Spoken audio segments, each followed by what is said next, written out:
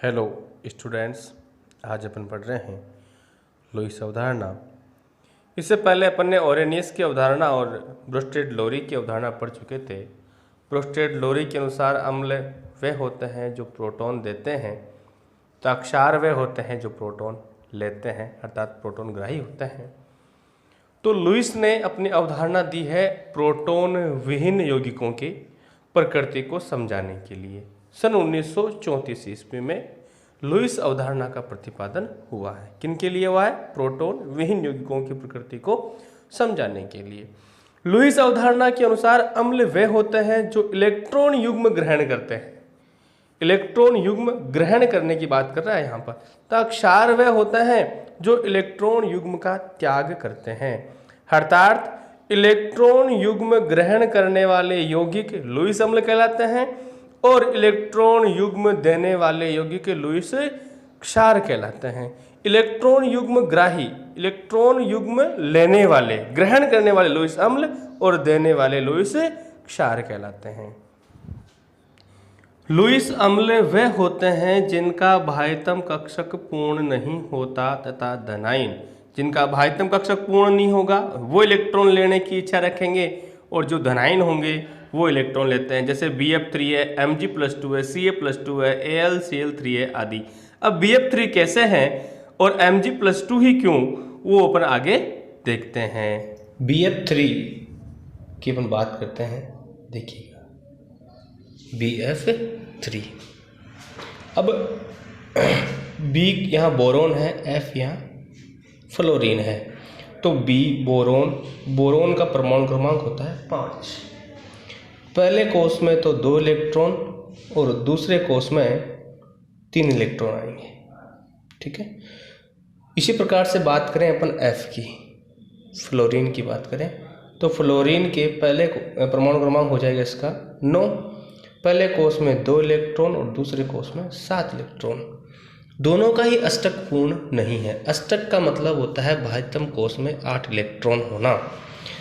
अब Bf3 कैसे बढ़ा उस पर अपन विचार करते हैं। ये ले लेते हैं अपन बोरोन का परमाणु B। संयोजी कोष अर्थात बाह्यतम कोष में इलेक्ट्रॉन कितने हैं? 3 है। 1, 2 और 3। ध्यान रहे मैं संयोजी कोष की बात कर रहा हूँ, ठीक है।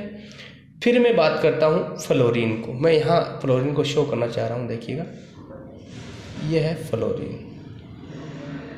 फ्लोरीन के बाह्यतम कोष में 7 इलेक्ट्रॉन है।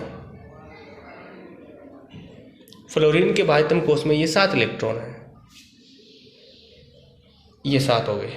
फ्लोरीन के बाह्यतम कोष में ये 7 इलेक्ट्रॉन। अब फ्लोरीन अष्टक पूर्ण करने के लिए B के पास, बोरोन के पास में आएगा और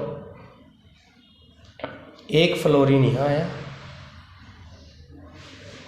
1, 2, 3, 4, 5, 6 ये 7 तो खुद के लेके आया, एक बोरोन से ले लिया, संयोग कर। इसी प्रकार से एक फ्लोरीन यहाँ आया, 1, 2, 3, 4, 6 और ये 7 एक बोरोन से कर लिया।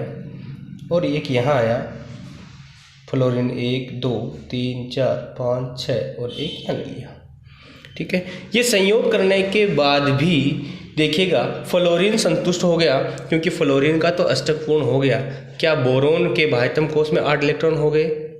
नहीं हुए। 1, 2, 3, 4, 5 और अभी भी 6 इलेक्ट्रॉन ही रह गए। अर्थात अभी भी इसको 2 इलेक्ट्रॉन्स की आवश्यकता है। अर्थात ये इलेक्ट्रॉन युग्म ग्राही होगा, इसलिए ये क्या होगा? अम्ल होगा। और लुईस ने ये बात बताई, इसलिए ये क्या होगा? लुईस अम्ल होगा। तो Bf3 लुईस अम्ल क्यों है, इसको अपने यहाँ पर देखा है। साथ ही जैसे Mg+2, अब इसको उदासीन रहने के लिए, चूँकि आयन जो होते हैं ये अभिक्रियाशील होते हैं, इसलिए ये 2 इलेक्ट्रॉन ग्रहण करेगा और 2 इलेक्ट्रॉन ग्रहण करने के बाद में ये Mg बनाएगा, है ना। इसलिए ये क्या होगा? लुईस अम्ल होगा, क्योंकि ये भी इलेक्ट्रॉन युग्म ग्रहण कर रहा है। तो यहाँ अपन ने लुईस अम्ल के बारे में देखा। आगे अपन देख रहे हैं लुईस क्षार। लुईस क्षार वे होते हैं जिनमें एकाकी इलेक्ट्रॉन युग्म पाए जाते हैं तथा ऋणायन ये एकाकी इलेक्ट्रॉन युग्म क्या होते हैं? H2O, O पे आप देख रहे होंगे 2 एकाकी इलेक्ट्रॉन युग्म है, NH3 पे 1 एकाकी इलेक्ट्रॉन युग्म है और 2Cl-। ये सारे क्या होते हैं? लुईस क्षार होते हैं, क्योंकि ये इलेक्ट्रॉन युग्म देने की इच्छा रखते हैं। के पास में एकाकी इलेक्ट्रॉन युग्म कैसे रह गए, उसके बारे में अपन जानकारी करते हैं। NH3 अमोनिया बोलते हैं इसको। नाइट्रोजन का परमाणु क्रमांक 7, पहले में 2 और दूसरे में 5। हाइड्रोजन का परमाणु क्रमांक 1, पहले कोष में 1 इलेक्ट्रॉन होगा, राइट। इसके ऊपर स्ट्रक्चर बनाते हैं। मान लेते हैं कि ये आपका नाइट्रोजन है और नाइट्रोजन के संयोजी कोष में कितने इलेक्ट्रॉन है? 5। 1 2 3, ये 5 इलेक्ट्रॉन हो गए, ठीक है। 2 3 4 और ये 5 इलेक्ट्रॉन है नाइट्रोजन के बाह्यतम कोष में।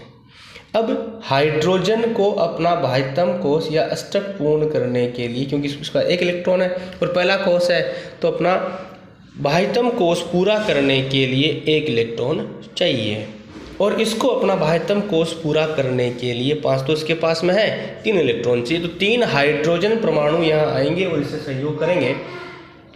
तो ये हाइड्रोजन संयोग किया, 1 इलेक्ट्रॉन।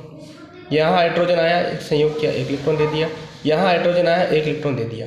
कुल कितने इलेक्ट्रॉन हो गए? 2 2 4 2 6 2 8। अब इसका अष्टक पूर्ण हो गया, हाइड्रोजन भी संतुष्ट है और नाइट्रोजन भी संतुष्ट है।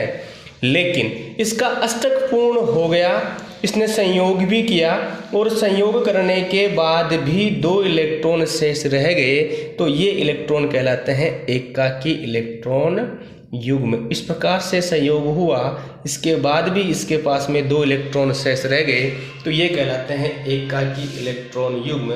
तो एकाकी इलेक्ट्रॉन युग्म क्या होते हैं? वे इलेक्ट्रॉन युग्म जो बाह्यतम कोष के होते हैं लेकिन संयोग करने में भाग नहीं लेते हैं, एकाकी इलेक्ट्रॉन युग्म होते हैं। इस प्रकार से इस अमोनिया के पास भी एकाकी इलेक्ट्रॉन युग्म उपस्थित है, तो ये दे सकता है, इसलिए ये इलेक्ट्रॉन युग्म दाता होगा। इसलिए इसको क्या कहा जाएगा? लुईस क्षार कहा जाता है। इस प्रकार अपन ने लुईस क्षार के बारे में जानकारी ली। लुईस अम्ल और लुईस क्षार क्या होते हैं इसकी परिभाषाएं अपन देख चुके। तो अपन इस अध्याय में अभी तक ओरेनियस की अवधारणा, ब्रोस्टेड लोरी की अवधारणा और लुईस अवधारणा, तीनों अवधारणा को अपन देख चुके। अब लुईस अवधारणा का जन्म से H+ और OH- आयन रहित यौगिकों की अम्लता व क्षारीयता के गुणों की भी व्याख्या की जा सकती है। आगे अपन अध्ययन करेंगे अम्ल व क्षार के गुण धर्मों के बारे में, जो कि अपन अगले लेक्चर में करेंगे। धन्यवाद।